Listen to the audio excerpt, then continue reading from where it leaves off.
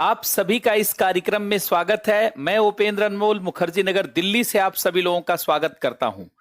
आज इस क्लास के अंतर्गत हम लोग पढ़ेंगे कि 1857 के विद्रोह के बाद क्या परिस्थितियां बदली और किस तरीके से सारा सिचुएशन बदलता है और सारे डेवलपमेंट अलग अलग होते हैं।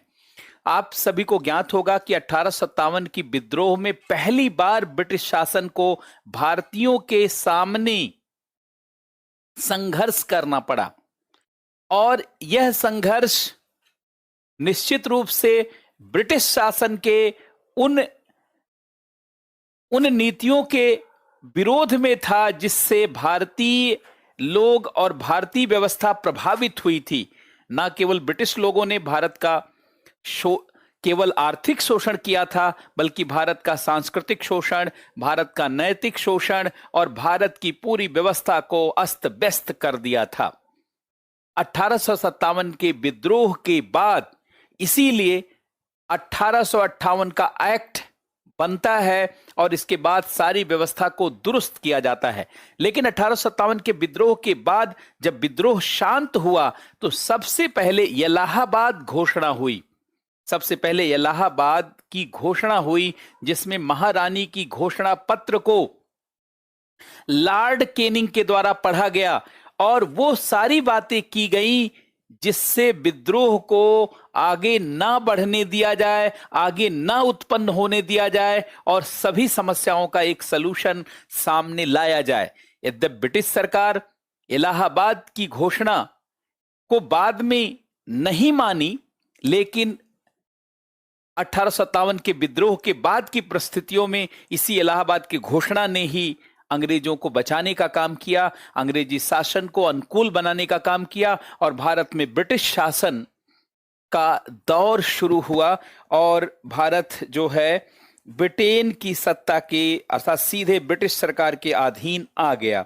तो अब हम लोग आज उसी के बाद की सारी परिस्थितियों को पढ़ेंगे और समझेंगे और साथ ही साथ जानेंगे कि किस तरीके से भारत में 1857 के विद्रोह के बाद भारतीय समाज को बेहतर बनाने के लिए धर्म समाज सुधार आंदोलन, सोशियो रिलीजियस रिफॉर्म मूवमेंट की शुरुआत की गई और बहुत सारे आंदोलन जैसे आर्य समाज आंदोलन, अलीगढ़ आंदोलन, देवबंद आंदोलन और रामकृष्ण मिशन जैसे आंदोलनों के द्वारा भारतीय समाज को बहुत अनुकूल बनाने और भारतीय समाज के अंतर्गत आत्मबल भरने और भारतीयता का बोध कराने का प्रयास किया गया। जहां आर्य समाज ने भारतीयता को उभारने की दिशा में बहुत बड़ा प्रयास किया। स्वदेशी, स्वभेशी, स्वभूषा, स्वभेषा, स्वराज्य, स्वधर्म, स्वशासन और अपने सारे ऐतिहासिक गौरव को महसूस करवाने का, उसके महिमा मंडन करने का काम किया ताकि हम अपने अतीत के प्रति गौरव का अनुभव कर सकें। वहीं पर जो ब्रह्म समाज का आंदोलन चल रहा था, प्रार्थना समाज का जो आंदोलन चल रहा था, उसने कुछ पाश्चात्यवादी सुधारों को अपना करके भी सुधारों को आगे बढ़ाने की दिशा में प्रयास किया है। तो इन सभी चीजों को हम लोग आज के इस क्लास में समझेंगे और सबको विधिवत जानेंगे। सबसे पहले तो यहां पर देखें 1857 का जो विद्रोह था उसके पहले और बाद की परिस्थितियां। 1857 का विद्रोह तो 1857 की पहली और 1857 के बाद, ए और बी, पहले 2 पॉइंट बना लेते हैं। 1857 के बाद की स्थिति, अब देखिए स्थिति में कैसे बदलाव आ रहा है। पहले की स्थिति, अब जरा ध्यान दें, 1857 के पहले की स्थिति में भारत में कंपनी का, ब्रिटिश कंपनी का शासन था और 1857 के बाद में भारत में सीधे ब्रिटिश शासन हो गया। अर्थात यहां पर भारत में ब्रिटिश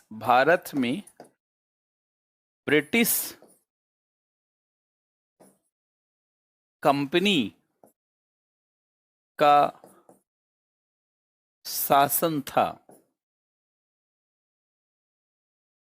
और यहां से इसके बाद ब्रिटिश शासन की शुरुआत और कंपनी शासन का अंत और कंपनी शासन का अंत हुआ।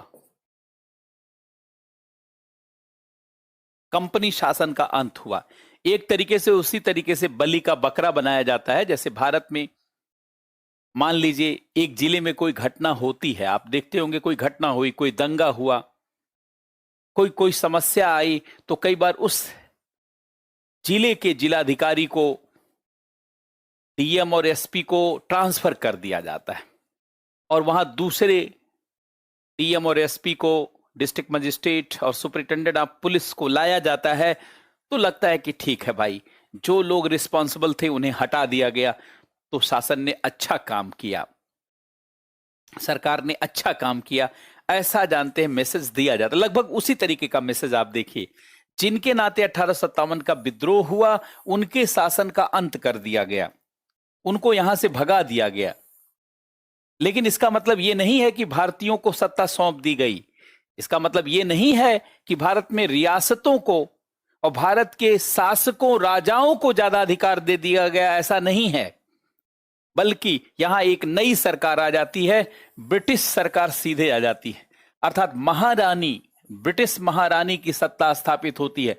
ब्रिटिश महारानी की सत्ता भारत में स्थापित हो जाती है, जिसकी संवैधानिक प्रमुख ब्रिटिश महारानी हैं।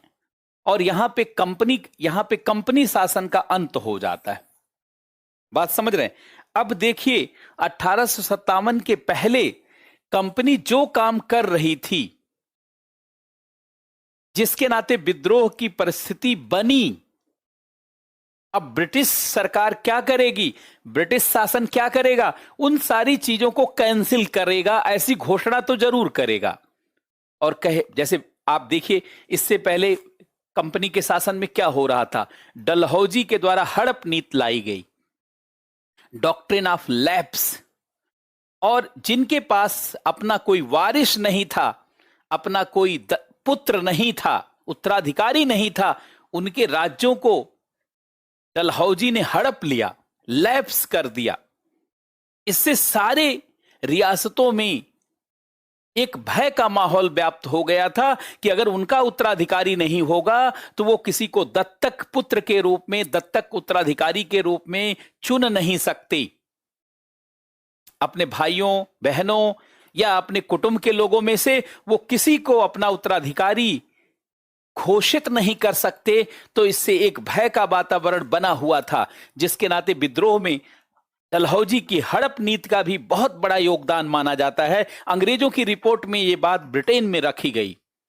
दूसरे, लॉर्ड बेलेजली की जो सहायक संधि थी, सब्सिडरी अलायंस ट्रीटी, जिसमें उसने भारतीय रियासतों के अंदर, भारतीय शासकों के अंदर यह डर बैठा दिया कि आप अपना आप सेना नहीं रख सकते, अपनी सेना नहीं बना सकते, आपको ब्रिटिश सेना रखनी होगी। और उसके लिए भारतीय राजस्व से, अपने राजस्व से, रियासत के राजस्व से पेमेंट करना होगा, उसके वेतन को, भत्तों को, पेंशन को, जितने भी खर्च हैं। सोचिए, राज्य हमारा, क्षेत्र हमारा, सेना हमें अंग्रेज की रखनी होगी। इससे भी जानते हैं भारतीय राजाओं, भारतीय शासकों, रियासतों के अंदर असंतोष व्याप्त हो गया था। यह भी जानते हैं कंपनी के शासन में एक बड़ी गड़बड़ी के रूप में इसको फाइंड आउट किया गया। इसके अलावा ब्रिटिश कंपनी का जो शासन था, उसने भारत का बहुत आर्थिक शोषण किया, नैतिक रूप से चुनौतियां दी और तरह तरह की शिकायतें उससे थी। इसलिए ब्रिटिश सरकार ने कहा कि खत्म हो जाएगा कंपनी का शासन, इसकी घोषणा की। तो इससे जानते एक माहौल बना कि अच्छा, वो व्यवस्था बदल रही है जो शोषणकारी थी। और यह मैसेज देने की कोशिश की गई कि जैसे ब्रिटेन में ब्रिटिश सरकार है, और जनता के लिए हितैषी है, जनता की सरकार है, वैसी सरकार भारत में स्थापित हो रही है। एक आकर्षण पैदा करने की कोशिश की गई कि अब जो सरकार आने वाली है, नहीं, वारिस नहीं होने के बाद और भी उनके पास पॉलिसी थी, वो तो मैं अलग से चर्चा भी करूंगा कि डलहौजी की हड़प नीति में केवल वारिस की बात नहीं थी, कुशासन और प्रशासन, मतलब प्रशासन सही से नहीं चला पा रहे तब भी आपके राज्य को हड़प लिया जाएगा। कुशासन के आधार पर, गलत प्रशासन के आधार पर भी आपके राज्य को हड़प लिया जाएगा। डलहौजी ने खाली वारिस वाला मुद्दा नहीं बनाया था, इसलिए डलहौजी को अभी अलग से हम लोग पढ़ेंगे, सारे गवर्नर को अलग से पढ़ना पड़ेगा। अभी तो मैं एक लाइन से आगे बढ़ रहा हूं, फिर पीछे से हम लोग गवर्नर्स को भी पढ़ते हुए आएंगे और तब आप पूरी बात समझ जाएंगे। ठीक है, तो अब ध्यान से सुनेंगे।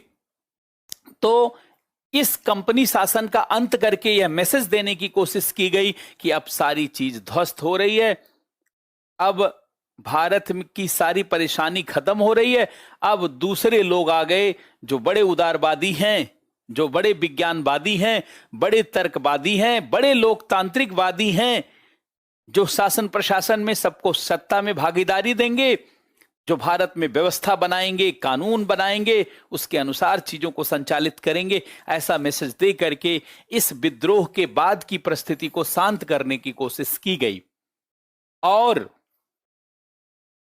पूरी तरीके से माहौल को अनुकूल बनाया गया ताकि भारत में विद्रोह के बाद की परिस्थितियां शांत हो जाएं और ब्रिटिश शासन भारत में अपना शोषण वाली जो गतिविधि है उसको जारी रखे। देखिए, मंशा तो उनकी यही थी, लेकिन घोषणा क्या किया उन्होंने जरा देखेंगे, यहां पर है कि नहीं, जरा क्या किया घोषणा, इस बात को देखेंगे।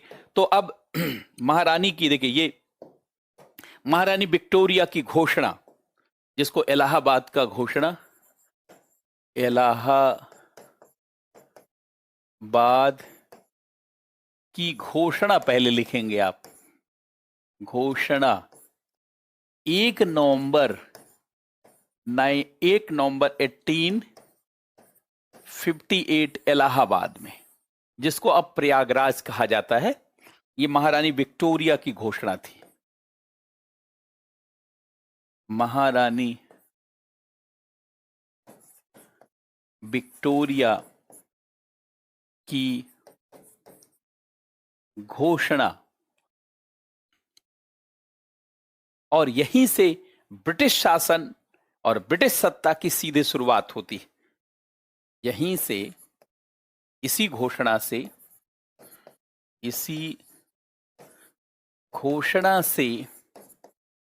भारत में ब्रिटिश सत्ता की, भारत में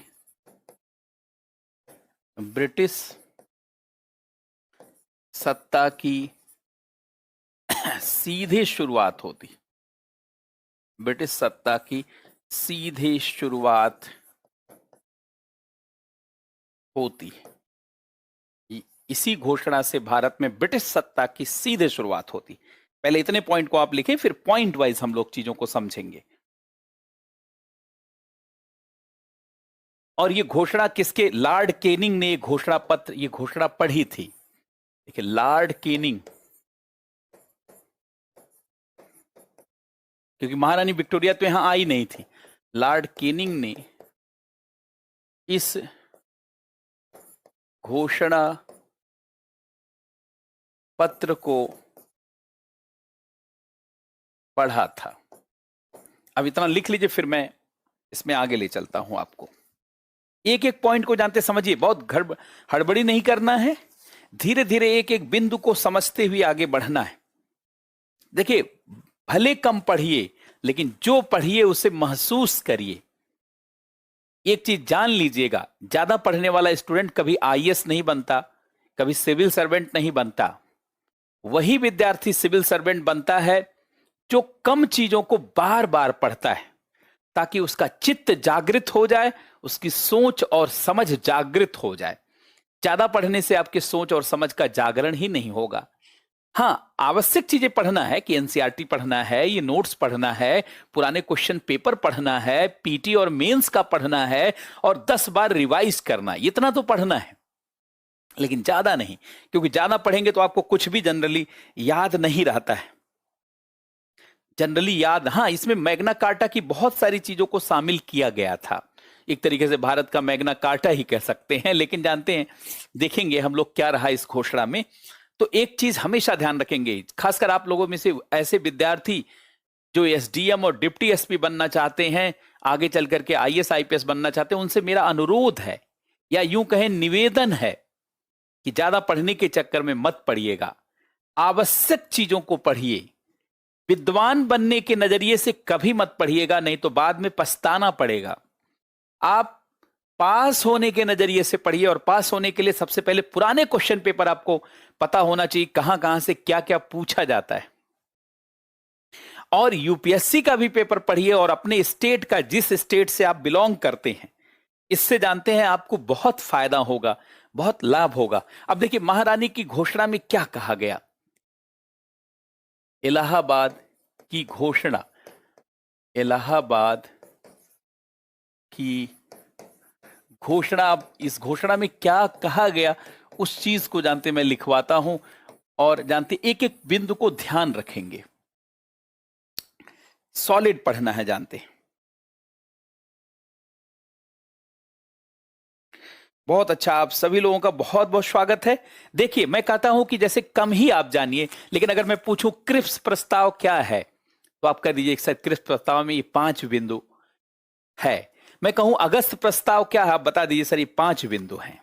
जैसे मैं कहूं 1857 के विद्रोह के क्या कारण थे और क्या असफलता के क्या कारण रहे, तो आप बता दीजिए सर ये 3 बिंदु है, ये 4 बिंदु है, पॉइंट वाइज।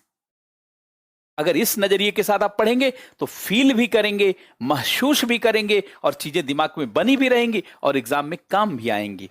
बात समझ रहे हैं? अब देखिए इलाहाबाद की घोषणा में पहला, ध्यान से सुनेंगे, सबसे पहले इलाहाबाद की घोषणा में क्या किया जाएगा, पहले मैं कुछ पॉइंट बता दूं आपको, तब हम लोग लिखेंगे। भाई 1857 की विद्रोह के पहले की जो भी परिस्थिति थी, जिसके नाते विद्रोह हुआ होगा, सबसे पहले इस घोषणा में वही सारी चीजें जानते हैं अनुकूल बना के कही जाएंगी। जैसे 1857 के विद्रोह के पहले जो भारत में रियासतें थी, जो राजा थे, उनके लिए चुनौतियां पेश की गई। जैसे 1857 से पहले जो ब्रिटिश कंपनी का शासन था, उसमें साम्राज्यवादी नीतियां अपनाई जा रही थी, राज्य का विस्तार किया जा रहा था। तो इस घोषणा पत्र में क्या कहा जाएगा कि राज्य का विस्तार नहीं होगा, अब शासन होगा। तो पहले तो जो रियासत बची हैं, जो राजा बचे हैं, ताकि उनके अंदर, उनके पास ये मैसेज जाए कि भैया अब ये लोग शासन देने आए हैं, ये लोग जो है हमारा क्षेत्र हड़पने नहीं आए। बात समझ रहे हैं? सबसे पहला मैसेज तो ये दिया जाएगा। दूसरा जानते हैं ये मैसेज दिया जाएगा कि भारत में व्यवस्था को हम बहुत अनुकूल बनाएंगे, समाज को अनुकूल बनाएंगे, हम धार्मिक मुद्दों को छेड़ेंगे नहीं, हम सामाजिक मुद्दों को छेड़ेंगे नहीं। इससे पहले वो धार्मिक मुद्दों को छेड़ रहे थे। जैसे आप देखिए 1857 के विद्रोह में आप देखेंगे तो सिपाहियों ने जो विद्रोह किया, चर्बी वाले कारतूस, तो हिंदुओं के लिए और मुसलमानों के लिए जो गाय और सूअर के चर्बी का प्रयोग किया गया, उसने सिपाहियों के बीच में विद्रोह को बहुत अधिक बढ़ाया था। तो अंग्रेजों ने इसमें घोषणा करी कि भैया अब जो है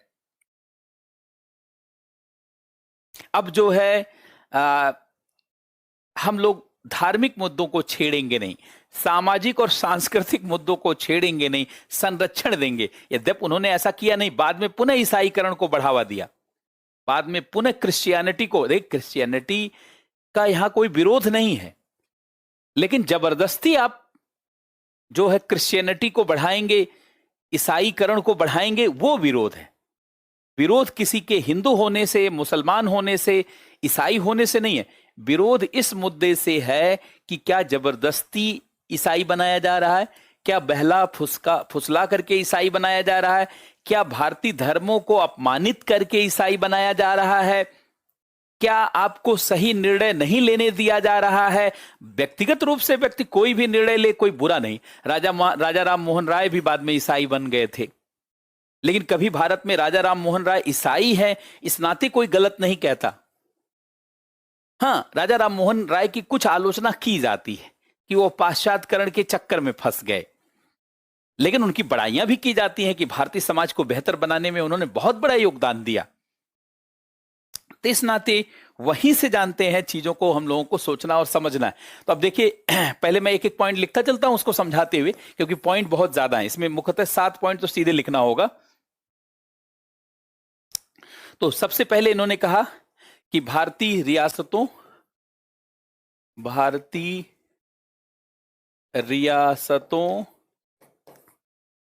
नरेशों, राजाओं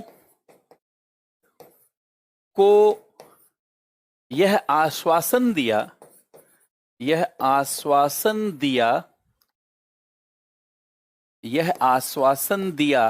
कि, अब ध्यान सुनेंगे, क्या आश्वासन दिया कि अंग्रेजों के जो ईस्ट इंडिया कंपनी के द्वारा अगर आपके साथ कोई संधि और समझौता हुआ है तो घबराना नहीं, वो जारी रहेगा। दूसरा, आपके हितों को प्रभावित नहीं किया जाएगा। रियासतों को आश्वासन दिया कि भारतीय रियासतों के हितों को प्रभावित नहीं किया जाएगा, बल्कि, जानते क्या, आपको बड़ा अजीब लगेगा, बल्कि जानते हैं, ध्यान से सुनेंगे, भारतीय रियासतों, नरेशों, राजाओं को यह आश्वासन दिया कि भारतीय रियासतों के हितों को प्रभावित नहीं किया जाएगा, बल्कि भारतीय रियासतों को ब्रिटिश पैरामाउंटेसी दी जाएगी। कितनी बड़ी घोषणा है। जैसे ब्रिटेन में महारानी का सम्मान है, जैसे ब्रिटेन में महारानी को विशेषाधिकार है, वैसा अधिकार मिलेगा। बल्कि, इसलिए देखिए मैं कलर बदल ले रहा हूं, बल्कि भारतीय रियासतों को British paramountcy, British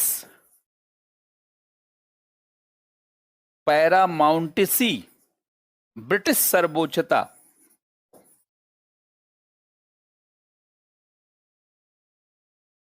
British paramountcy का अधिकार होगा, का विशेषाधिकार होगा, पैरामाउंटेसी, और इसके बाद यहां आके लिख लेंगे का विशेषाधिकार प्राप्त होगा, विशेषाधिकार, प्रिविलेज, विशेषाधिकार प्राप्त होगा। विशेषाधिकार का मतलब प्रिविलेज प्राप्त होगा। पहले इस पॉइंट को लिखेंगे कि भारतीय रियासतों, नरेशों, राजाओं को यह आश्वासन दिया कि भारतीय रियासतों के हितों को प्रभावित नहीं किया जाएगा, बल्कि भारतीय रियासतों को ब्रिटिश पैरामाउंटेसी प्राप्त होगी। ब्रिटिश पैरामाउंटेसी, अब इस शब्द को समझ लें, अगर नहीं समझने में अगर कहीं दिक्कत आ रही है तो ध्यान से सुनिए, पहले इस नोट करें तो मैं समझाता हूं।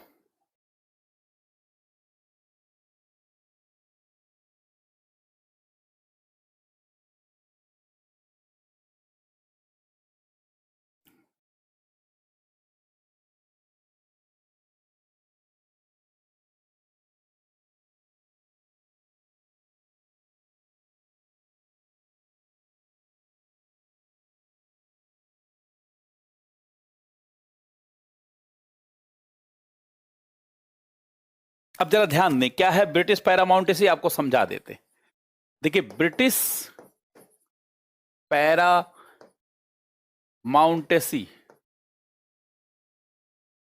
ब्रिटिश सर्वोच्चता,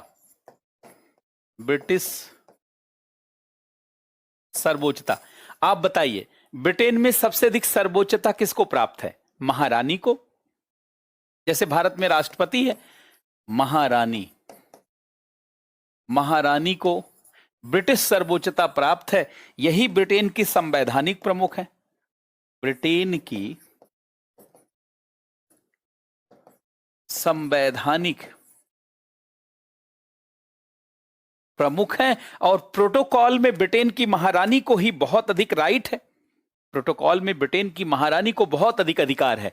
तो ब्रिटिश पैरामाउंटेसी की बात की गई कि जिस तरीके से ब्रिटेन की महारानी को संवैधानिक प्रमुख होने का अधिकार प्राप्त है, इसी टाइप का, एकदम हूबहू ही नहीं, इसी टाइप का आपको भी अधिकार होगा। और बहुत सारा विशेषाधिकार, संवैधानिक अधिकार, विशेषाधिकार, प्रिविलेज, विशेषाधिकार, प्रिविलेज, उसी प्रकार का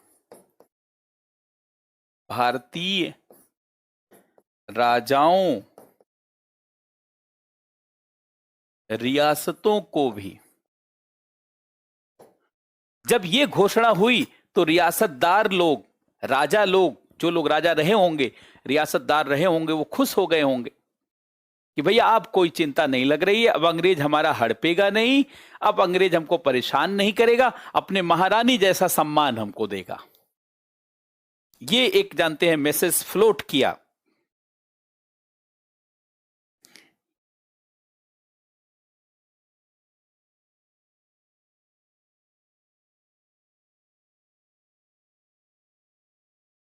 ये पहला पॉइंट, एक अच्छा मैसेज फ्लोट करवाने के लिए, एक अच्छा मैसेज फैलाने के लिए इस बात को अंग्रेजों ने बहुत सातिर तरीके से, ऐसा नहीं है कि अंग्रेजों ने ऐसा ही किया, हां कमोबेश रियासतों को लाभ तो मिला, राजाओं को लाभ तो मिला, लेकिन जहां उनको जरूरत थी वहां उन्होंने अधिकारों का उल्लंघन भी किया है। लेकिन कुल मिलाजुला करके देखा जाए तो जो संपन्न वर्ग के लोग थे, जो राजा और रियासतदार लोग थे, उनको तो ब्रिटिश शासन में कोई हानि नहीं हुई है। कहीं अपमानित होना पड़ा हो रंग भेद के कारण, भारतीय होने के कारण, यह अलग हो सकता है, लेकिन सामान्यतः उनको उतनी जलालत भरी जिंदगी नहीं जीनी पड़ी। लेकिन फिर भी अंग्रेज ईमानदार थे इस घोषणा के प्रति, ऐसा मैं कह ना पाऊंगा, ऐसा मैं कह ना सकूंगा। हां, लेकिन पहली घोषणा करके उन्होंने कम से कम रियासतदारों को एक अच्छा मैसेज, और इसके साथ यह भी कहा कि अगर आपके संरक्षण के लिए कोई संधि और समझौता हुआ है वो जारी रहेगा। इसी में पहले पॉइंट में स्पेशल नोट लिख लीजिएगा, इसी पहले पॉइंट का स्पेशल नोट है। अगर, ये भी पॉइंट लिखिए, अगर कोई संधि या समझौता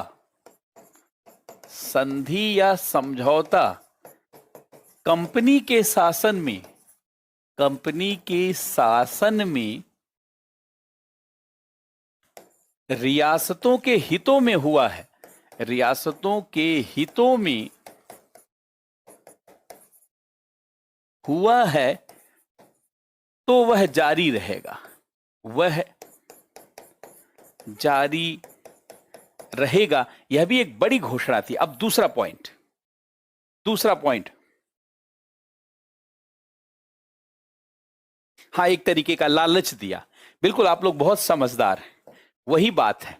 वो तो जानते, विद्रोह को शांत करने के लिए, नया वातावरण खड़ा करने के लिए, कैसे भारत में जब चुनाव होता है तो हर पार्टी कहती है कि मैं शासन में आऊंगा तो ऐसा करूंगा, मैं आऊंगा ऐसा करूंगा, ऐसा दिन आ जाएगा, बेहतर दिन सब लोग लालच देते हैं घोषणा पत्र में। अब उसने और बड़ा लालच दिया, वो अपने देश का भी नहीं था। जब अपने देश के लोग लालच दे देते हैं तो दूसरे देश की शासन सत्ता कैसी दे रही होगी आप जाने, वो तो दुश्मन ही है।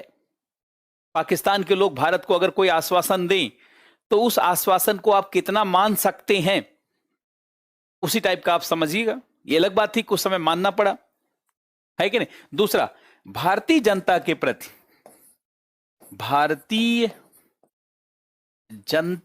प्रति ब्रिटिश शासन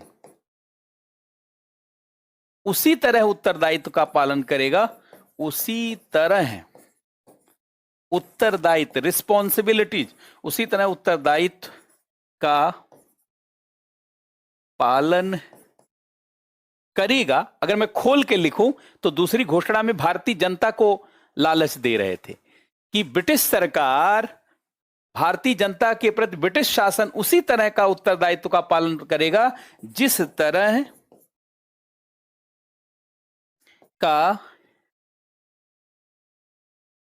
का ब्रिटेन की जनता के साथ, ऐसा मैसेज देना चाहते, जिस तरह का ब्रिटेन की जनता के साथ, ब्रिटिश जनता के साथ, या अन्य शासन वाले क्षेत्रों में ब्रिटिश जनता के साथ। मैं थोड़ा खोल के लिख रहा हूं ताकि याद रहे, भारतीय जनता के प्रति ब्रिटिश शासन उसी तरह उत्तरदायित्व का पालन करेगा जिस तरह ब्रिटिश जनता के साथ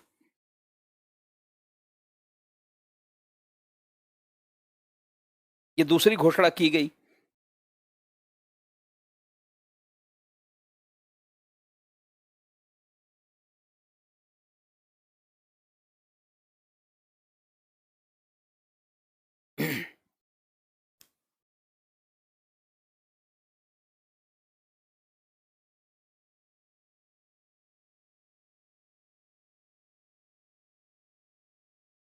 अभी तो पीटी के लिए टेलीग्राम ग्रुप वही रहने की जरूरत है कि नहीं? मेंस वगैरह का जब होगा तो उसके लिए अलग से प्रयास होगा।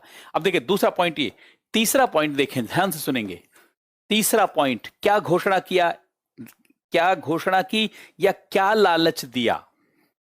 अब देखिए तीसरी घोषणा में उन्होंने क्या लालच दिया। भारतीयों को बिना किसी भेदभाव के योग्यता के आधार पर नौकरियों में अवसर दिया जाएगा। भारतीयों को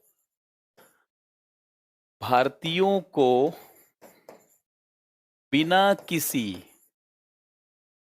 किसी भेदभाव की योग्यता के आधार पर, बिना किसी भेदभाव के योग्यता के आधार पर नौकरियों में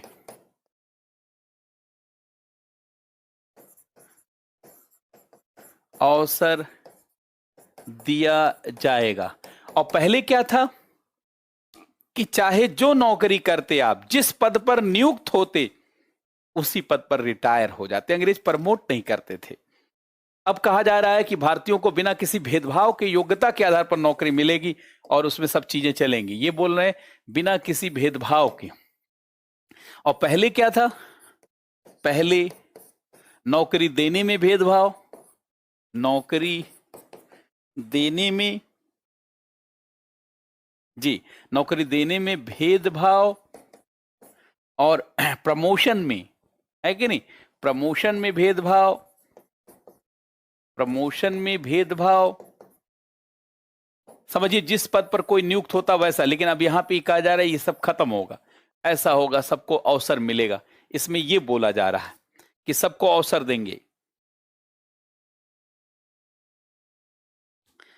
अब चौथी बात कह रहे हैं कि कानून के सामने सबको समान और निष्पक्ष संरक्षण दिया जाएगा। चौथा पॉइंट लिखे, कानून के सामने सबको समान एवं निष्पक्ष संरक्षण मिलेगा और धार्मिक आधार पर भी कोई भेदभाव नहीं होगा। निष्पक्ष संरक्षण मिलेगा और धार्मिक विश्वास पालन करने का अधिकार होगा, और धार्मिक विश्वास के पालन का अधिकार होगा। धार्मिक विश्वास के पालन का अधिकार होगा। धार्मिक विश्वास के पालन का अधिकार होगा।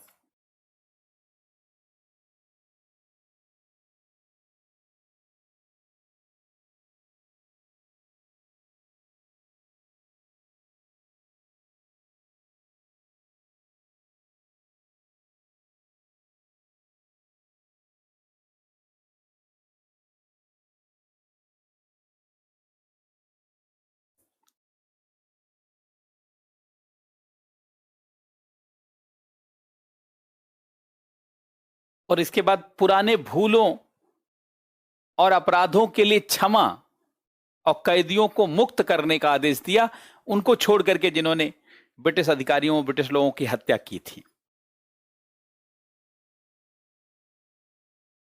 नोट कर लीजिए पहले इसको।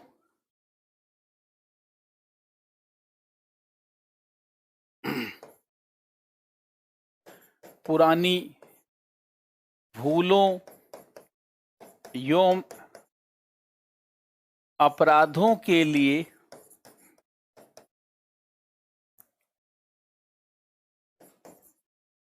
क्षमा एवं कैदियों को मुक्त करने का आदेश, वही ब्रिटिश लोगों के हत्या को छोड़ करके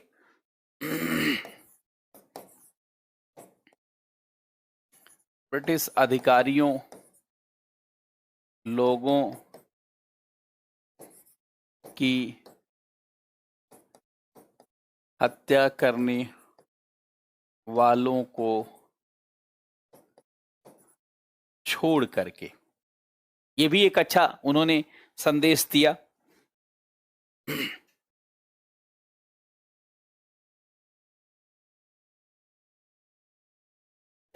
और इसके अलावा इन्होंने कहा कि कानून बनाते समय, इसके बाद इन्होंने कहा कानून बनाते समय देश के रीत रिवाजों, परंपराओं, मूल्यों, संस्कृतियों का भी ध्यान रखा जाएगा, उसको प्रभावित नहीं किया जाएगा। कानून बनाते समय देश के रीति रिवाजों,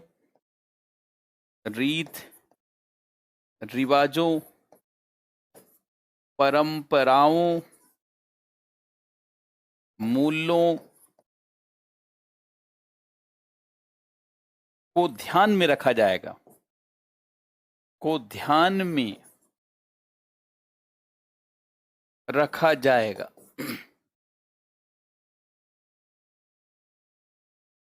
4 नंबर को अभी दोबारा, उसको दोबारा अभी पलट देंगे, तो आप एक बार दोबारा देख लेंगे।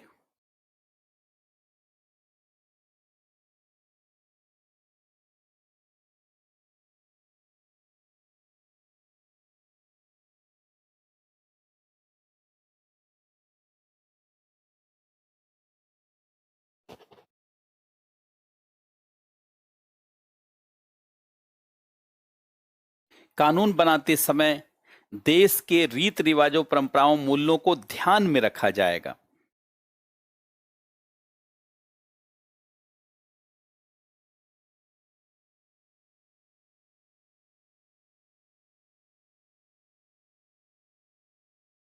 और देखिए चौथा नंबर ये है, कानून के सामने सबको समान एवं निष्पक्ष संरक्षण मिलेगा और धार्मिक विश्वास के पालन का अधिकार होगा। फटाफट नोट करें।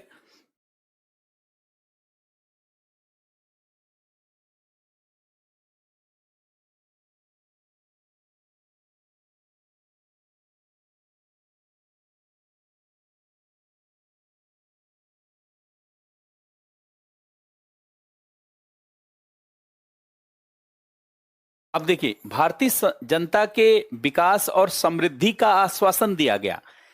इस घोषणा पत्र में, महारानी के इस इलाहाबाद घोषणा पत्र में यह कहा गया कि शांति स्थापित हो जाए विद्रोह के बाद तो औद्योगिकरण की प्रक्रिया शुरू होगी और उसमें भारतीयों को समृद्धि और विकास का अवसर दिया जाएगा। तो भारतीयों को समृद्धि एवं विकास का आश्वासन दिया गया, विकास का आश्वासन दिया गया और कहा गया कि 1857 के विद्रोह के धीरे धीरे शांत हो जाने के बाद, विद्रोह के शांत हो जाने के बाद औद्योगिकरण की प्रक्रिया शुरू होगी। औद्योगिकरण, इंडस्ट्रियलाइजेशन, जो वहां ब्रिटेन में हो चुका था,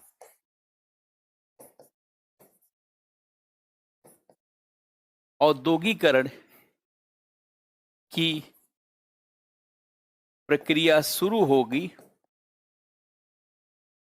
और इसमें भारतीयों को लाभ दिया जाएगा और इसमें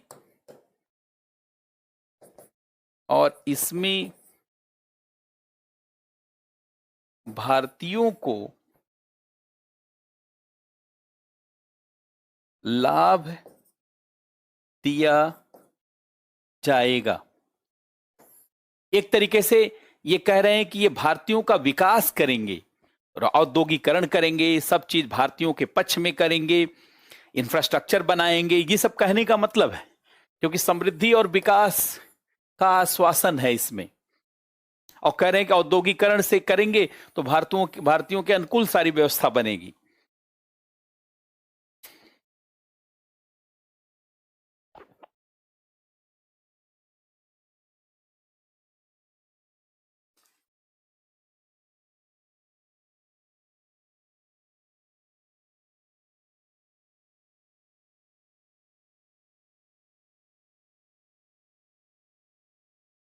तो अब देखिए, घोषणा हो गई। अब घोषणा का परिणाम क्या रहा?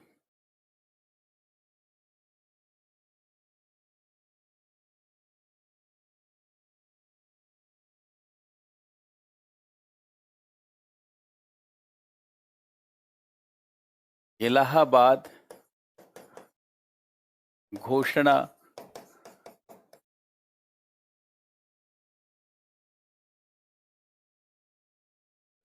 का परिणाम। अब तात्कालिक परिणाम अगर देखा जाए तो अनुकूल रहा, शांति कायम हुई। तात्कालिक परिणाम और दीर्घकालिक परिणाम। तात्कालिक परिणाम, ध्यान से सुनेंगे। तात्कालिक परिणाम रहा कि ब्रिटिश सरकार और भारतीय जनता के बीच शांति कायम हुई। ब्रिटिश सरकार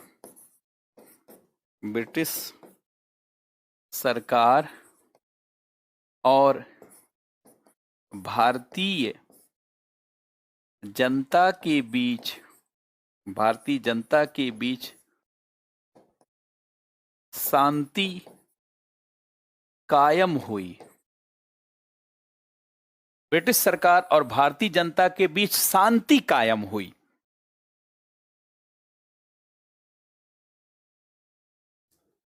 तो तात्कालिक परिणाम तो देखा जाए तो अच्छा रहा कि इससे ब्रिटिश सरकार और भारतीय जनता के बीच शांति कायम हुई। अच्छा का मतलब हमारे लिए कुछ अच्छा नहीं था, वो बरगला ले गए, और विद्रोह के बाद की परिस्थितियां थोड़ी सी अनुकूल हुई। लेकिन जानते, दीर्घकालिक परिणाम वही था। शुरू में हस्तक्षेप कर रहे थे और धीरे धीरे पुनः भारतीय समाज, भारतीय परंपराओं, भारतीय राजाओं सबके साथ हस्तक्षेप करने लगे और वही शोषण की नीति जारी कर दी उन्होंने। देखिए, शुरू में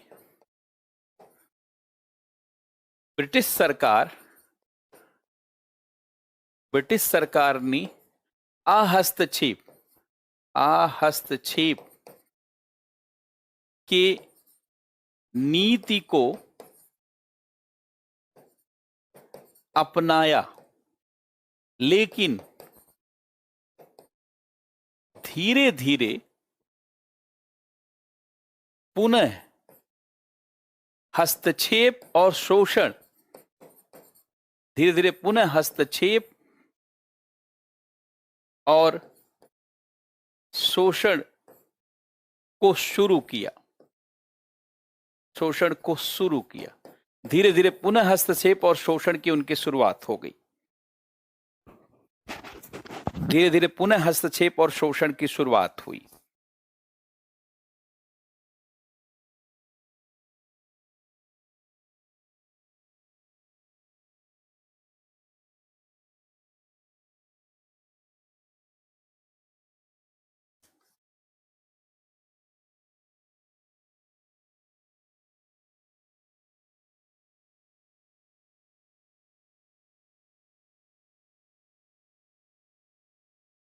तो शुरू में जानते हैं इस घोषणा का अनुकूल प्रभाव यह रहा कि ब्रिटिश सरकार और भारतीय जनता के बीच शांति कायम हुई, लेकिन दीर्घकालिक स्तर पर पुनः वही सब कुछ होने लगा जो पहले हो रहा था। पहले भी यहां की जो कंपनी शासन थी वो साम्राज्यवादी नीतियों को अपना रही थी और ब्रिटेन के हितों को बढ़ाने का प्रयास कर रही थी, ब्रिटिश हितों को बढ़ाने का प्रयास कर रही थी। पुनः यहां जो ब्रिटिश सरकार आई वह भी वही काम करने लगी। देखिए एक चीज ध्यान रखें, जो हमारे यहां व्यापारी बन के आया है, लाभ कमाने आया है, तो लाभ कमाने वाला जानते हैं अंततः ज्यादा लाभ कमाना चाहता है और अंततः शोषण करता है। वो अंग्रेज करेगा ही करेगा, क्योंकि उसकी दृष्टि कोई भारत में व्यवस्था बनाना, शांति कायम करना ऐसा नहीं है। हमारी भारतीय दृष्टि क्या है? हम पूरी दुनिया को परिवार मानते हैं, वसुधैव कुटुंबकम। हम पूरी दुनिया का सुख चाहते हैं। हम कहते हैं सर्वे भवन्ति सुखिनः। लेकिन पश्चिम के लोग पूरी दुनिया को परिवार नहीं मानते, पूरी दुनिया को बाजार मानते हैं कि पूरी दुनिया बाजार है, लाभ कमाओ और कोई सभी लोग सुखी रहें, ऐसा वो नहीं सोचते। वो सोचते हैं कि मेरा लाभ बढ़े, मेरा जानते हित सधे, मैं लाभान्वित रहूं, मैं खुश रहूं, यही पश्चिम की दृष्टि है। तो फिर वो अपनी दृष्टि कैसे बदल सकते हैं? तो हमें जानते उस तरीके से सोचने की जरूरत भी नहीं है।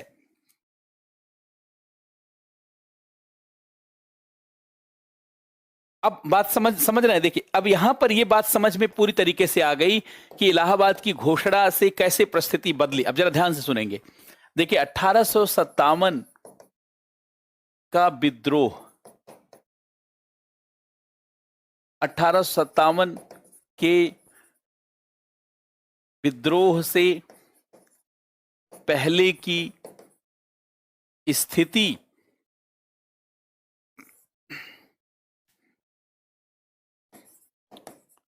कंपनी शासन, और जिसमें दो तरीके का शासन है, एक वाणिज्यिक काल, age of commerce, age of commerce 1757 से 1813, और दूसरा मुक्त व्यापार का काल, मुक्त व्यापार का काल,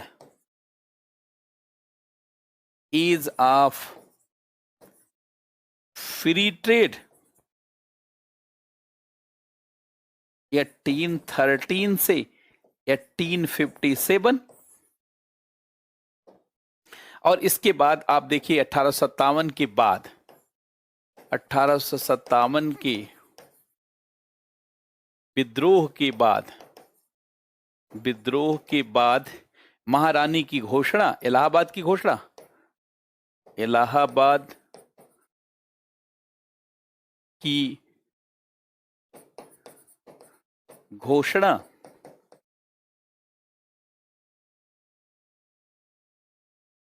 और यहीं से ब्रिटिश शासन की शुरुआत हो जाती।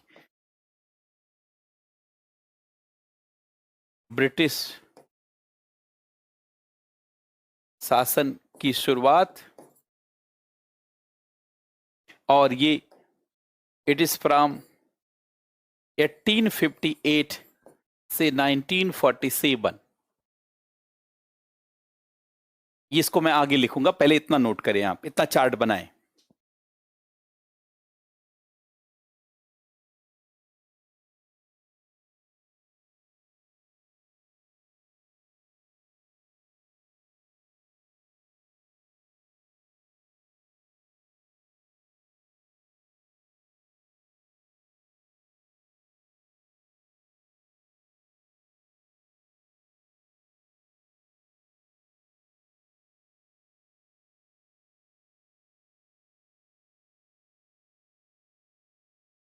अब देखिए 1857 के विद्रोह के बाद जो ब्रिटिश शासन भारत में आया वो क्या करेगा? एक तरफ कानून बना करके अपने हितों को संवर्धित करने और थोड़ा बहुत भारतीयों को लालच देने का काम करेगा। दूसरी तरफ भारतीय समाज में जो लोग अंग्रेजों के चालों को समझ गए थे, जो लोग अंग्रेजों के नजरिए को समझ गए थे, वो भारतीय समाज को सुधारने का प्रयास करेंगे ताकि आगे भारतीय समाज को खड़ा किया जा सके और अंग्रेजों के विरुद्ध लाया जा सके और भारत को स्वतंत्रता दिलाया जा सके। इस चार्ट को आगे बनाएंगे। अब ये बना लीजिए 1857 के बाद इलाहाबाद घोषणा।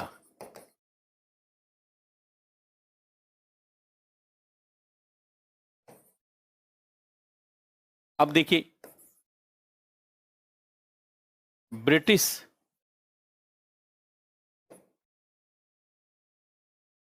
शासन, ब्रिटिश शासन 1858 से 1947। अब यहां पर आप देखिए तमाम एक्ट बनते हैं, जैसे 1858 का एक्ट, ये पहला एक्ट। 1861 का एक्ट, 1892 का एक्ट, और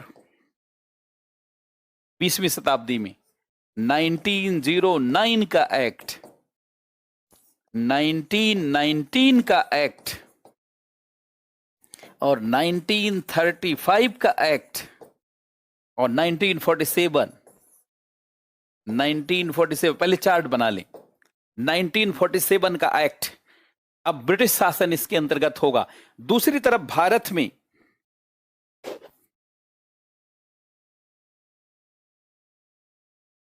दूसरी तरफ आप देखें, दूसरी तरफ भारत में जो लोग ब्रिटिश शासन के चाल को समझ गए थे, ब्रिटिश शासन के जानते हैं नजरिए को समझ गए थे, वो भारतीय समाज सुधार का प्रयास करेंगे। धर्म समाज सुधार, धर्म समाज सुधार आंदोलन, धर्म समाज सुधार आंदोलन, सोशियो रिलीजियस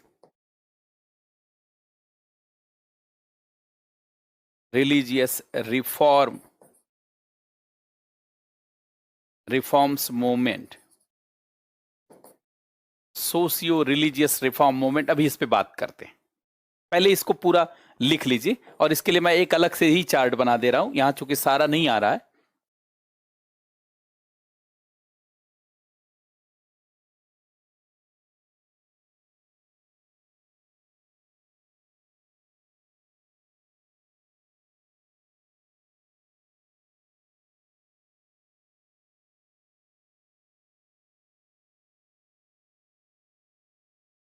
अब देखिए, ये जो ब्रिटिश शासन,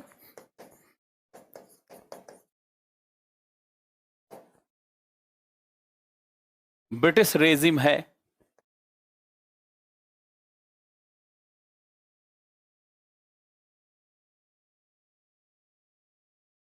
ब्रिटिश रेजिम, इसमें आप 19वीं शताब्दी और 20वीं शताब्दी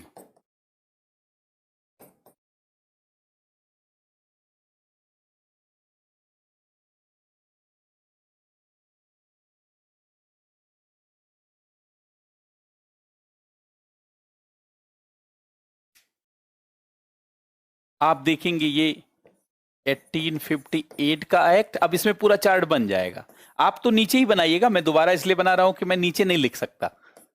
1861 का एक्ट, 1892 का, और 1909 का एक्ट, 1919 का एक्ट,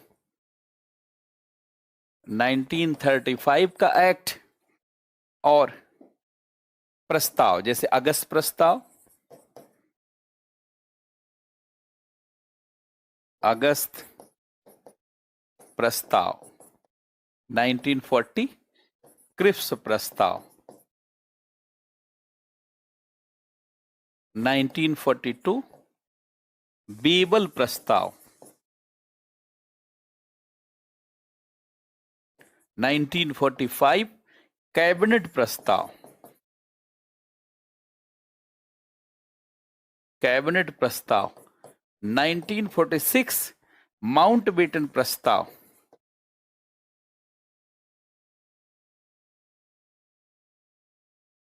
1947 और फिर 1947 का एक्ट, इसको देखिए मैं दूसरे कलर में लिख देता हूं यहां पे। अब इसके बाद ये आता है 1947, जिससे भारत पाकिस्तान में बंटवारा हो, भारत को स्वतंत्रता मिली और भारत पाकिस्तान बना। भारत को स्वतंत्रता मिली और भारत पाकिस्तान बना। भारत को स्वतंत्रता मिली और भारत पाकिस्तान बना। इसी माउंटबेटन प्रस्ताव को एक बार यूपीएससी, माउंटबेटन के बचपन का नाम क्या था? Dickie Bird. एक बार यूपीएससी में पूछा गया डिकी वर्ड प्रस्ताव, डिकी वर्ड प्रपोजल, तो बहुत लोगों ने सोचा कि कोई दूसरा प्रपोजल है। और जो लोग माउंटबेटन के बचपन का नाम डिकी वर्ड, जैसे हमारे देश में बचपन का नाम, बहुत लोगों के बचपन का नाम पप्पू है, गुड्डू है, राजू है कि नहीं, जेठालाल है, रामलाल है, बहुत सारा इस तरीके के नाम हैं। तो ऐसे इनका बचपन का नाम क्या था? Dickie Bird. इसलिए इसको क्या कहा जाता है? डिकी वर्ड प्रस्ताव। डिकी वर्ड प्रस्ताव, ये कोई दूसरा प्रस्ताव नहीं, यही सेम माउंटबेटन के बचपन का नाम, माउंटबेटन के बचपन का नाम था यही।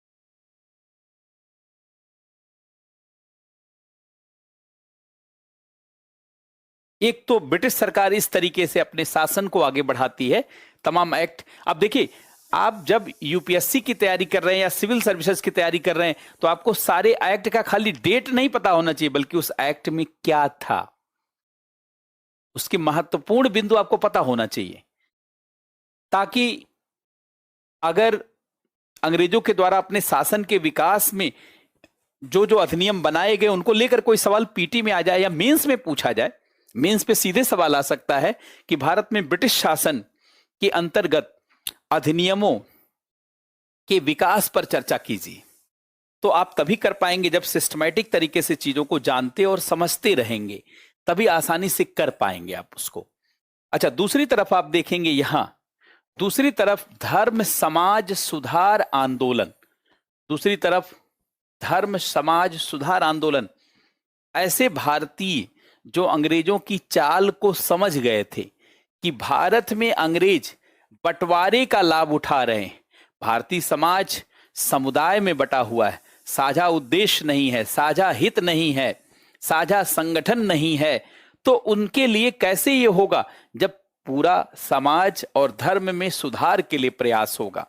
अंग्रेज जिस आधार पर हमें बांटते हैं, अंग्रेज जिस आधार पर हमको पिछड़ा साबित करते हैं, पहले वो चीज खत्म कर लिया जाए, तभी तो हम अंग्रेजों से लड़ पाएंगे।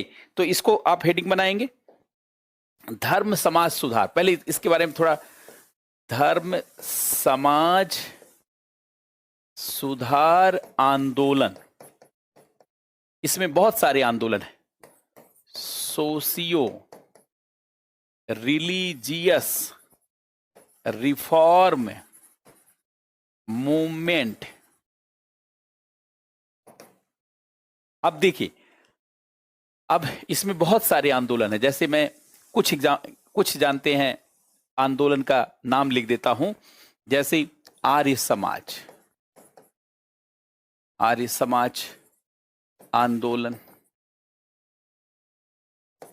देवबंद आंदोलन,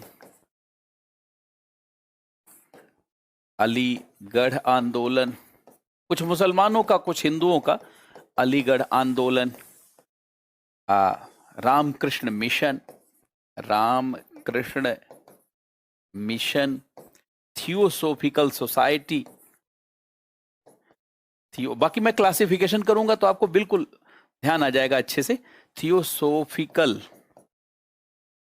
सोसाइटी, या इससे पहले से जो आंदोलन चल रहा था, जैसे ब्रह्म समाज, प्रार्थना समाज, ब्रह्म समाज, प्रार्थना समाज, या जितना भी, यहां तो खाली मैं संकेत देना चाहता हूं।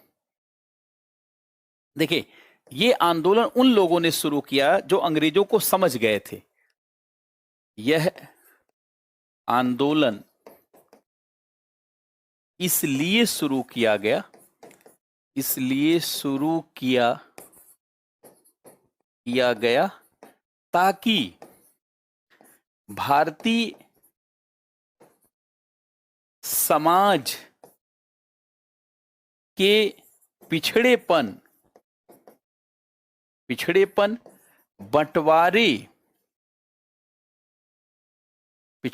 बंटवारे को समाप्त किया जा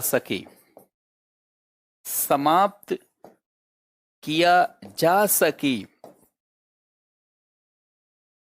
और इस आधार पर अंग्रेज आपको बांट ना सकें, डिवाइड एंड रूल ना कर सकें, इस आधार पर भारतीय समाज के बंटवारे का लाभ अंग्रेज ना उठा सकें,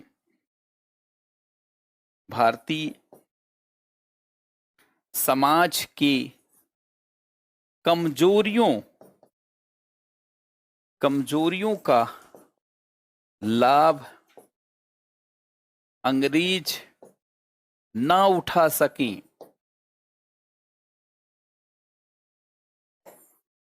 देखिए, अंग्रेज भारतीय समाज की कमियों का ही लाभ उठा करके शासन में रहने का संदेश दे रहे थे। वो कह रहे थे कि मैं भारत में इसलिए शासन कर रहा हूं कि हम सबको सभ्य बनाना चाह रहे हैं, हम भारतीय समाज का विकास चाहते हैं, हम भारतीय समाज को बेहतर बनाना चाहते हैं। भारतीय समाज जो जातियों में बटा है, जो स्त्रियों पुरुषों में विभेद है, मुसलमानों और हिंदुओं में जो अंधविश्वास है, हम उसे दूर करना चाहते हैं। हम ठगी प्रथा, सती प्रथा, नरबल प्रथा, दास प्रथा, विधवा पुनर्विवाह करना चाहते हैं।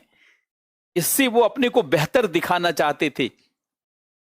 यद्यपि भारत के सांकेतिक चीजों को वो बहुत दुष्प्रचार करते थे और भारतीय समाज को पिछड़ा साबित, देखिए, जो आपको लाइक नहीं करता वो आपके अंदर कोई ना कोई कमी जरूर निकाल देगा।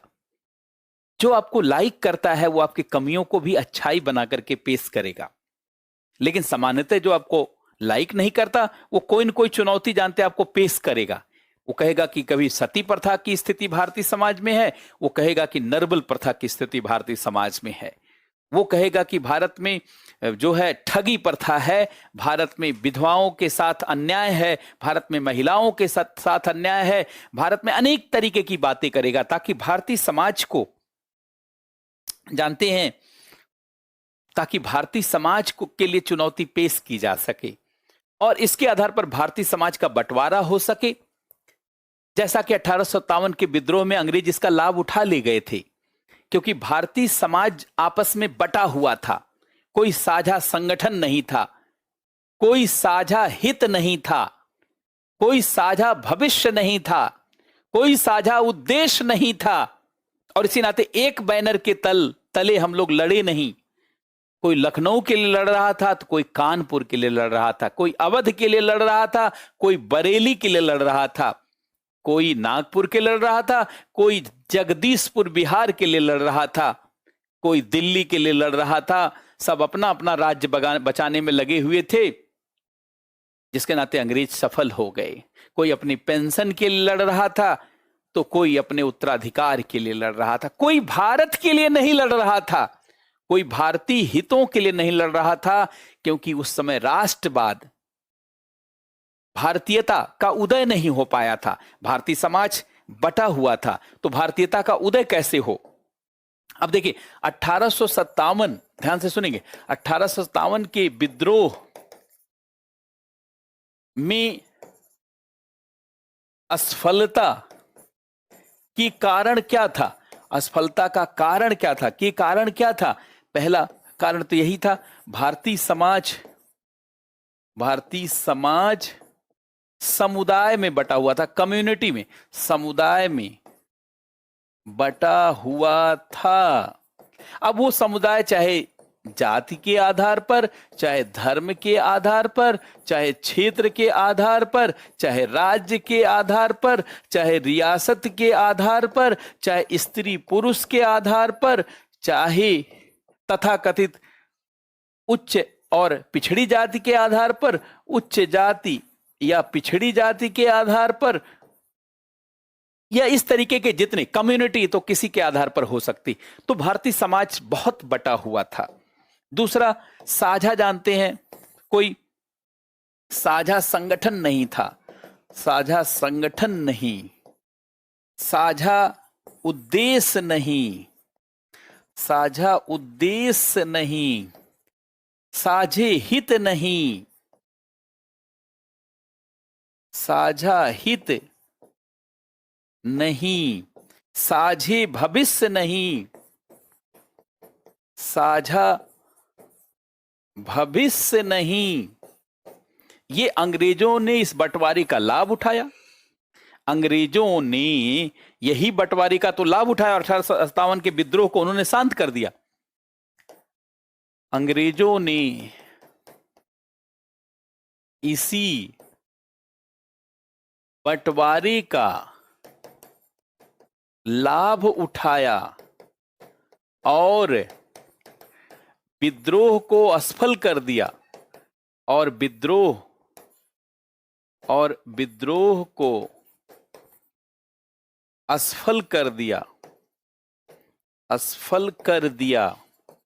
तो फिर हमें क्या करना चाहिए?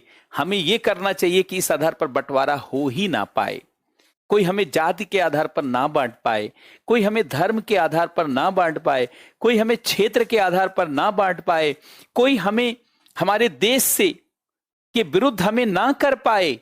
भारतीयता की, राष्ट्रीयता की रक्षा हो, इस तरीके की भावना का विकास हो, ऐसी अच्छी मानसिकता के साथ धर्म समाज सुधार आंदोलन शुरू किया गया।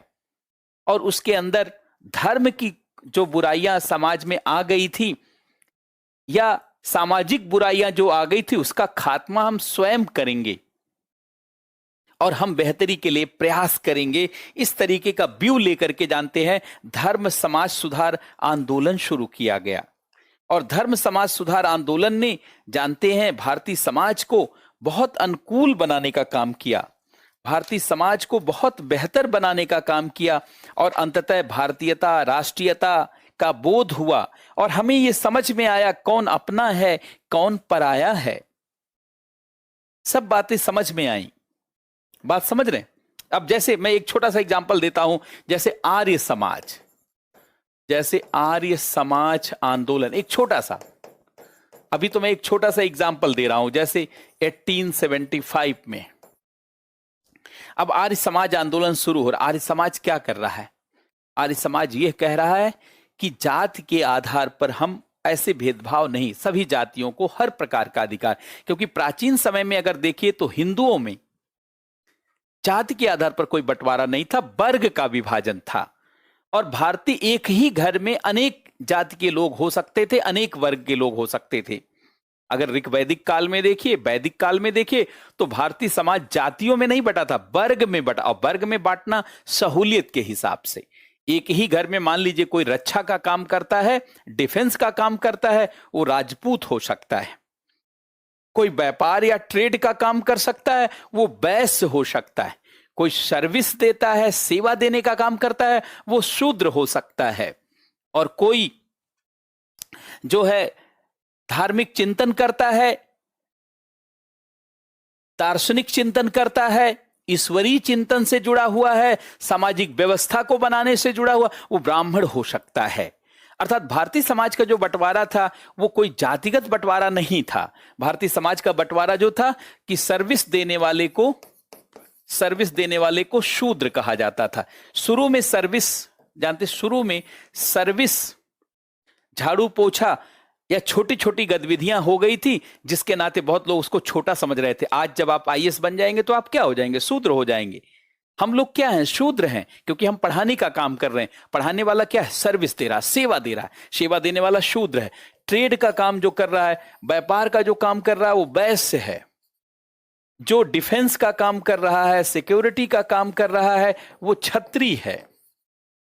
और जो जो है एक तरीके से शिक्षा या व्यवस्था का काम कर रहा है, शिक्षा बनाने का, व्यवस्था बनाने का, अर्थात एजुकेशन का काम कर रहा है। एजुकेशन का मतलब ये नहीं जो मैं पढ़ा रहा हूं, इसे एजुकेशन नहीं कहा जाता है कि नहीं। जैसे कोई व्यवस्था बनाने का काम कर रहा है, व्यवस्थापक है कि नहीं, जो राज्य का सोर्स बना हुआ, प्रशासन का स्रोत बना हुआ है, अर्थात जो चेतना को जागृत कर रहा है, जो थॉट प्रोसेस को, देखिए जो थॉट मतलब थिंकर है, एक तरीके से कोई भी हो सकता है, जो थिंकर है वो जानते हैं ब्राह्मण हो सकता है। ये भारतीय व्यवस्था में पहले इस तरीके का डिवीजन था। आज तो इसमें सबसे ज्यादा महत्वपूर्ण कौन है? आज सबसे ज्यादा महत्वपूर्ण शूद्र है। क्यों? क्योंकि आज सर्विस को बहुत बड़ा माना जाता है। आप आईएएस बनेंगे उस दिन जानते हैं आप का बहुत ज्यादा सम्मान हो जाएगा। लेकिन यह मध्यकाल में जानते हैं ये शूद्र की दशा, सेवा देने वालों की दशा अच्छी नहीं थी, वैश्यों की दशा भी बहुत अच्छी नहीं थी, क्षत्रियों और ब्राह्मणों की दशा थोड़ा अनुकूल थी। तो समाज के अनुसार, तो सबसे पहले जानते हैं आर्य समाज ने क्या किया। आर्य समाज ने जाति के आधार पर जो बंटवारा है, आर्य समाज ने जाति के आधार पर जो बंटवारा है, उस भेदभाव को जानते हैं नहीं माना, मूर्ति पूजा को नहीं माना, प्राचीन भारतीय संस्कृति को आधार बना करके सबको सारे अधिकार दिए और स्वदेशी, स्वभेशी, स्वभूषा, स्वभेषा, स्वराज्य, स्वधर्म, स्वशासन, ये सारे जानते हैं चीजों को व्यापक बनाने का काम किया। बात समझ रहे हैं? अब देखिए ध्यान से सुनेंगे, ये जो है जैसे देखिए स्वदेशी, स्वभेशी, स्वभूषा, स्वभेषा, स्वराज्य, स्वधर्म, स्वशासन, स्वशासन, ये जानते इन सब पे जोर दिया और किसी भी प्रकार के विभेद, बंटवारे को स्वीकार नहीं किया। किसी भी प्रकार का विभेद, किसी भी प्रकार का भेदभाव एवं बंटवारा, भेदभाव एवं बंटवारा स्वीकार नहीं किया जा सकता है, स्वीकार नहीं किया जा सकता है। यह इसने कहा कि कोई भी भेदभाव नहीं हो सकता, किसी प्रकार का भेदभाव नहीं रख सकते। देखिए जाति समाप्त करने की जरूरत नहीं है, जाति के आधार पर भेदभाव नहीं होना चाहिए। स्त्री और पुरुष को समाप्त करने की जरूरत नहीं है, लिंग के आधार पर बंटवारा समाप्त, लिंग को समाप्त करने की जरूरत नहीं, बल्कि लिंग के आधार पर भेदभाव नहीं होना चाहिए। रंग को समाप्त करने की जरूरत नहीं है, रंग भेद नहीं होना चाहिए। क्षेत्र को समाप्त करने की जरूरत नहीं है, क्षेत्रवाद नहीं होना चाहिए।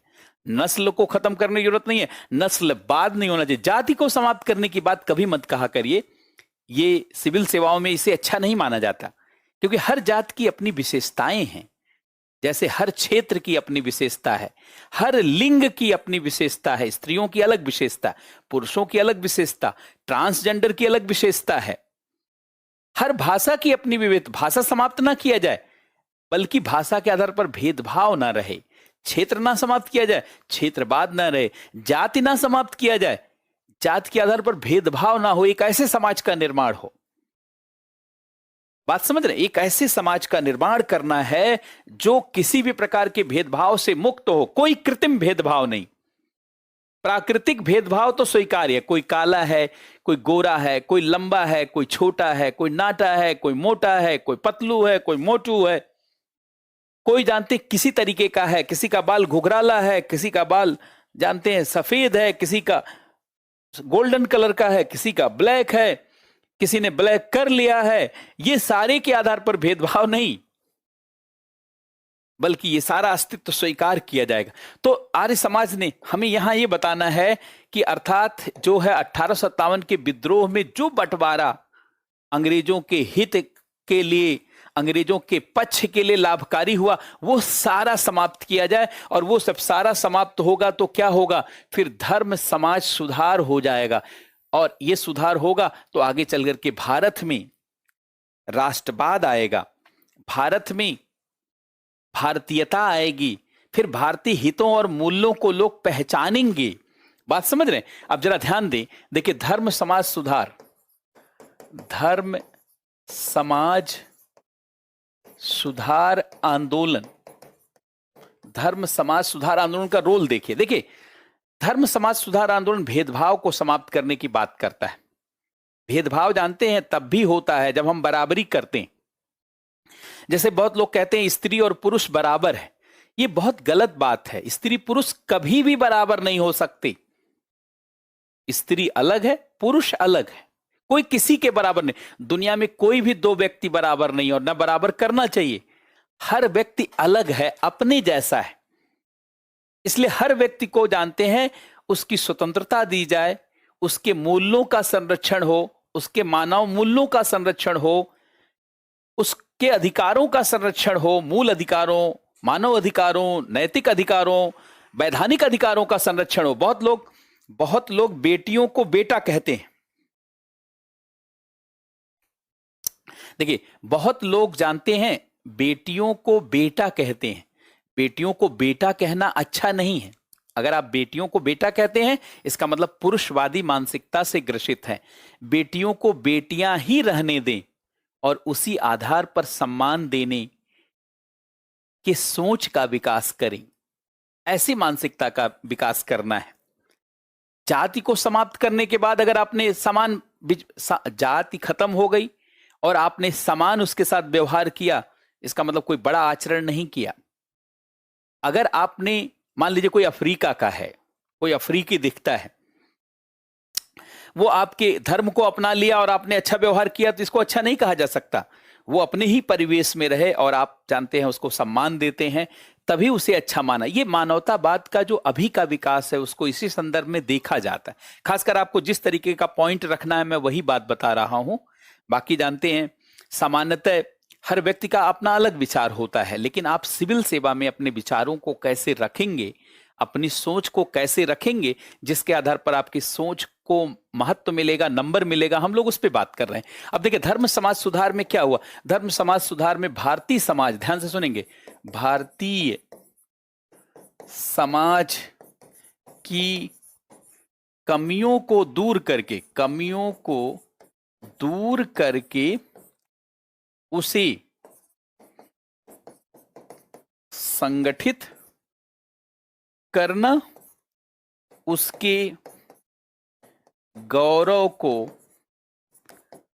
स्थापित करना। अब देखिए भारतीय समाज समुदाय में बटा हुआ था।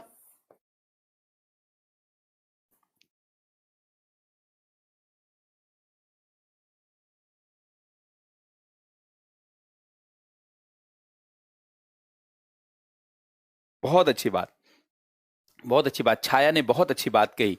जब भेदभाव समाप्त हो जाएगा तो जाति का कोई अर्थ नहीं। लेकिन जानते हैं भेदभाव समाप्त हो जाने के बाद जाति का अर्थ सकारात्मक अर्थों में रह जाएगा।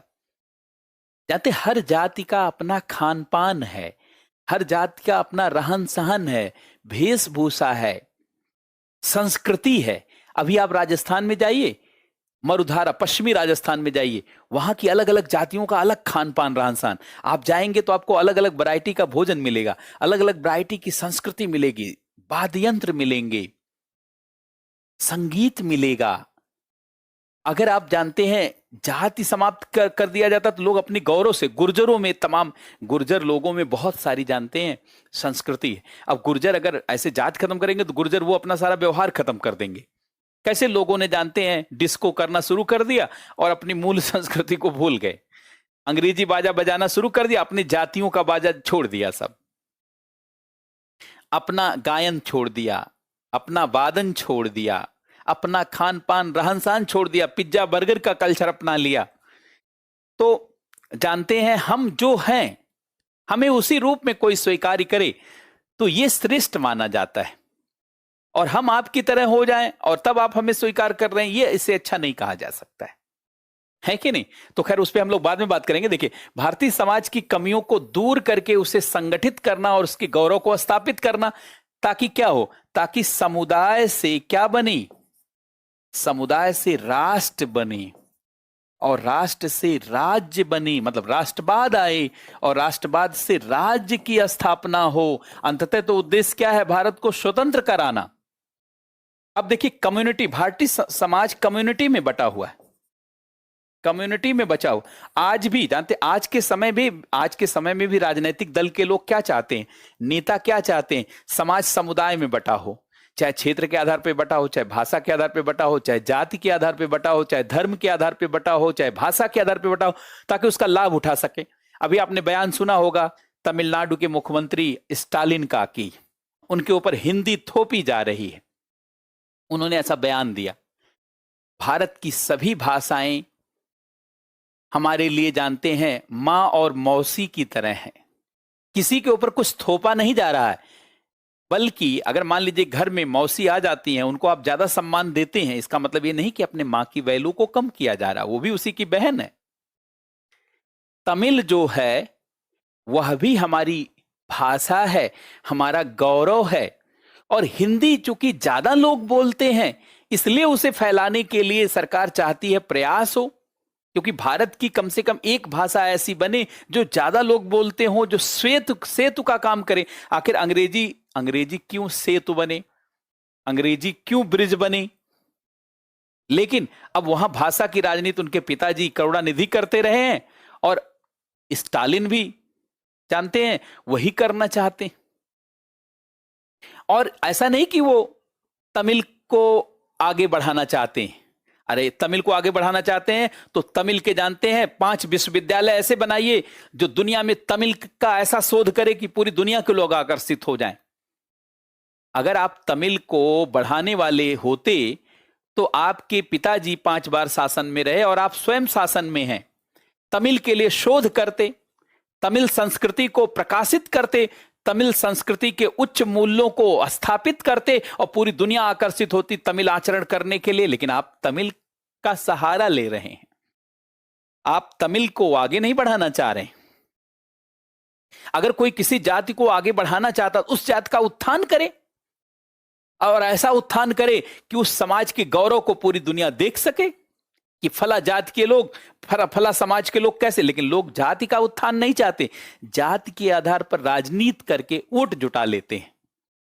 कोई क्षेत्रवाद करता है तो दक्षिण भारत उत्तर भारत में जो क्षेत्रवाद है, या असम में आप देख रहे होंगे पूरा बिहारियों को उत्तर भारतीयों को मारा जा रहा है, या महाराष्ट्र में आप देखते हैं बिहारियों को उत्तर भारतीयों के साथ जो व्यवहार है।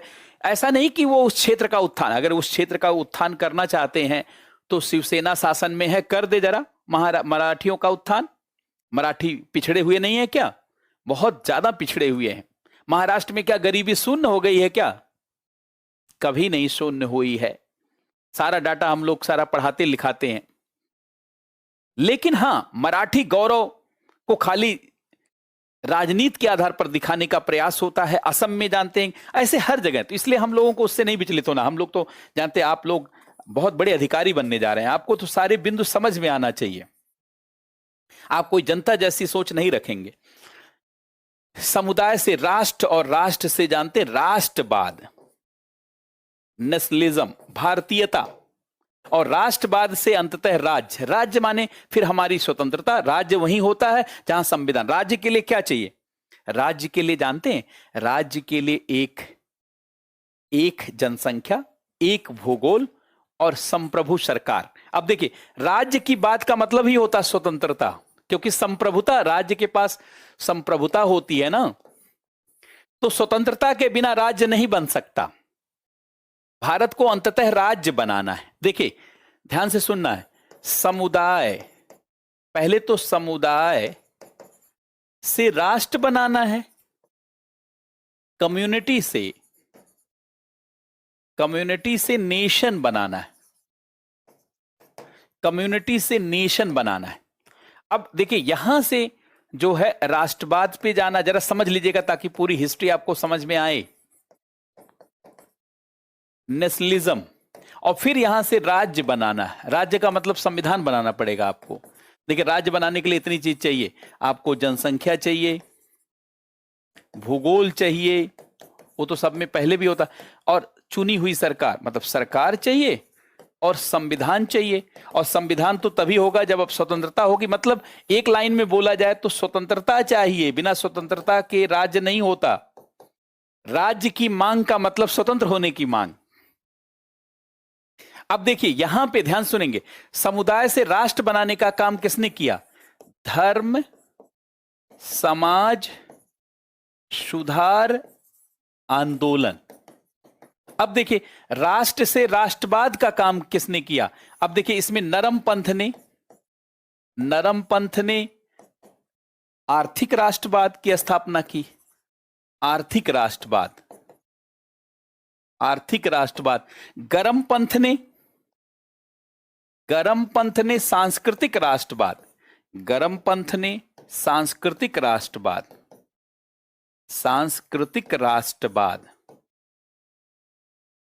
और गांधीवाद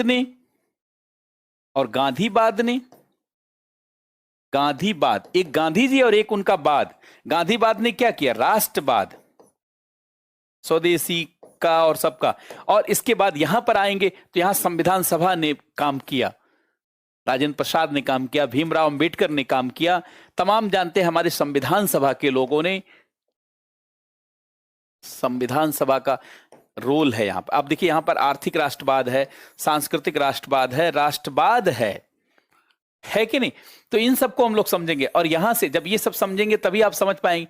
फिर यहां पे कैसे राष्ट्र के लिए आपको फिर कांग्रेस की स्थापना और तमाम मुद्दों को पहचान पाएंगे तभी। और यहां संविधान का कैसे निर्माण हो, पहली बार नेहरू समिति कैसे बनाई गई, और पहली बार संविधान बनाने का चैलेंज कैसे हमने स्वीकार किया, और अंततः कैबिनेट मिशन कैसे बना, और भारत का संविधान कैसे फाइनली वापस व्यवहार में आया। तो ये राज्य तक की पूरी यात्रा। तो धर्म समाज सुधार आंदोलन ने बड़ी भूमिका का निर्वहन किया। धर्म समाज सुधार आंदोलन ने बड़ी भूमिका का निर्वहन किया है, और उसने सबसे पहले हमें समुदाय में जो हम बटे हुए थे, हमें राष्ट्र में बदलने के लिए सारा जानते हैं कोशिश किया। अब देखिए, समुदाय में निष्ठा बटी होती है और राष्ट्र में निष्ठा जुड़ी होती है। समुदाय जिसको आप कम्युनिटी कहते हैं, अब इसमें निष्ठा बटी होती है, निष्ठा बटी होती है, इसमें निष्ठा बटी होती है। जैसे जाति के आधार पर, धर्म के आधार पर, क्षेत्र के आधार पर, भाषा के आधार पर, लिंग के आधार पर, पेशा के आधार पर, या जानते हैं रंग के आधार पर, रूप के आधार पर। बहुत लोग कहते हैं हम बहुत सुंदर हैं, अब उनका सुंदर होने का समुदाय, कहते हैं हम लोग सब सुंदर हैं बहुत।